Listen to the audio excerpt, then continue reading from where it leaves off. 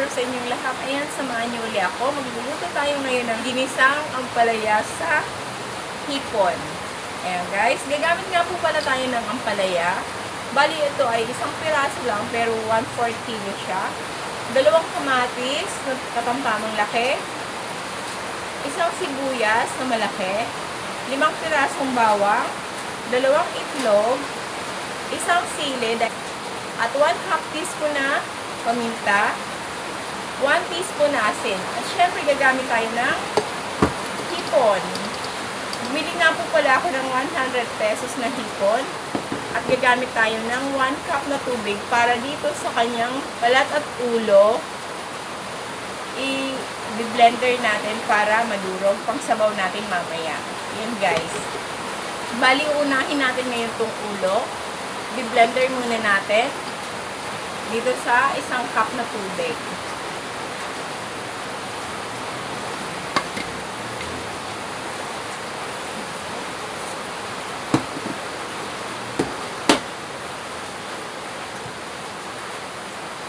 Ayan guys, bali lagay natin ito dito.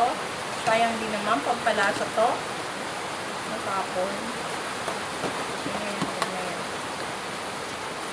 Walang pansit. Lagay natin itong 1 cup na tubig. Ayan guys, eto siya oh. Pwede naman kayong gumamit ng almeres or dikdikin nyo na lang para makuha nyo yung katas ng hipon at ng balat at ulo ng hipon. Ayan. Dahil wala rin naman kaming almeres pero pwede naman dikdikin. At eto, dito natin, blender natin.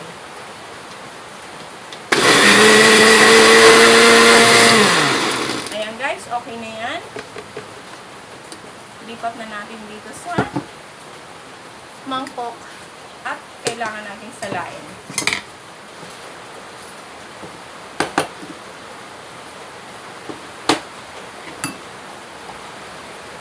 At eto ngayon ang magiging sabaw ng ating ampalaya.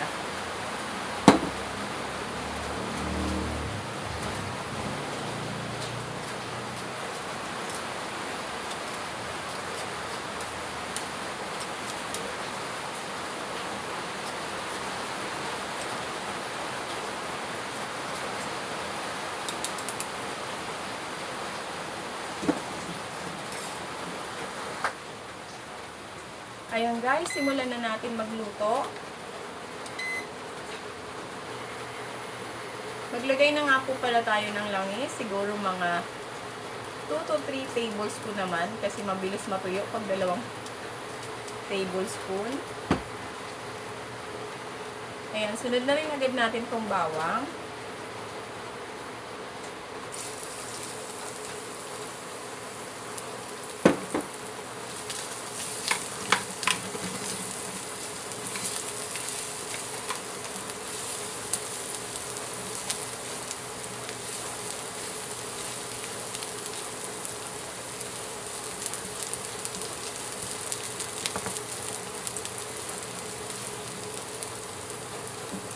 At sunod na natin yung 1 pirasong sibuyas na malaki.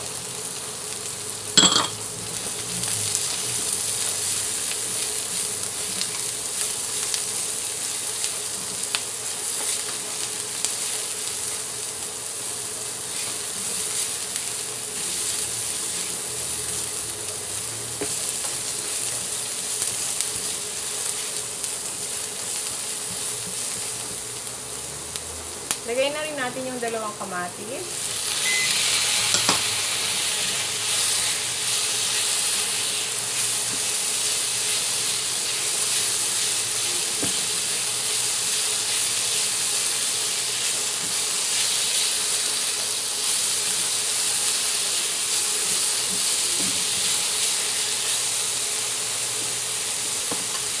At sunod na natin itong hipon. Gisa-gisa lang.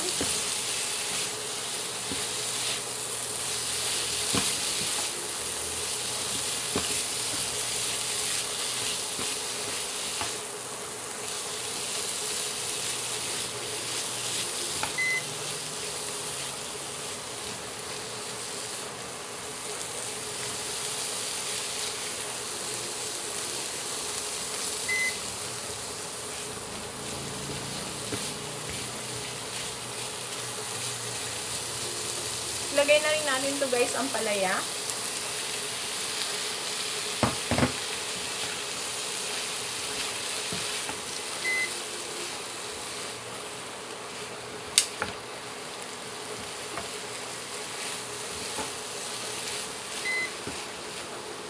Lagyan na rin natin itong 1/2 teaspoon na paminta at 1 teaspoon na asin. Depende na rin naman sa inyo guys kung gusto nyo gumamit ng mga seasoning. Mas masarap siya. O yung mga pork, chicken cube, mga ganun. O yung, alam mo na yon, yung mga powder na seasoning. Ayan guys, pwede na natin ilagay ito ngayon. Sabaw, yung ano, o sabaw sa kanya, yung ginawa nating sa ulo ng hipon at ano, balat. Ayan, yun na bali ang magsisilbing sabaw niya.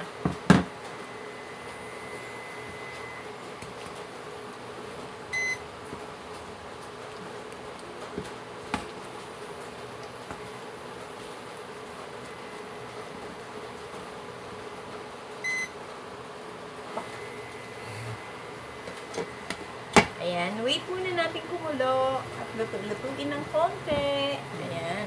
Balik pa ba?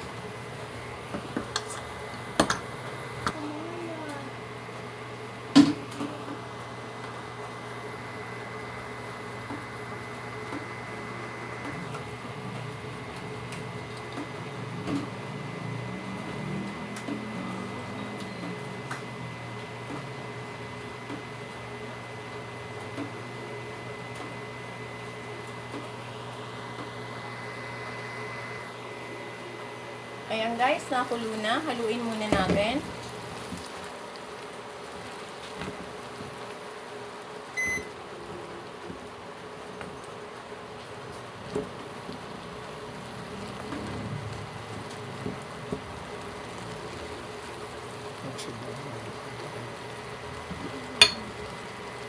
At syempre, lagay na natin itong 2 itlog.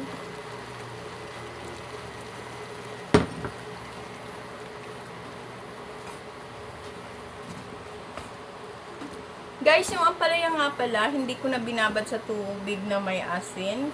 Pero pag gusto nyo hindi mapait, ayan, pwede nyo siyang babad sa tubig na may asin. Ito, hindi ko na siya binabad. Nakalo yung hipon.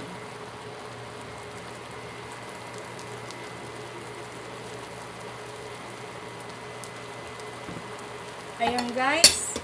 Pwede na natin itong hanguin. Luto na naman yung ampalaya at itlog. Saka yung hipon. Ayan, okay na to. Ayan, maraming salamat sa inyo guys sa patuloy na pagtangkilik at panonood ng aking video. Sana magustuhan nyo ang aking luto. And may the Lord bless you all. Ingat kayo palagi. Stay healthy and happy. Bye-bye!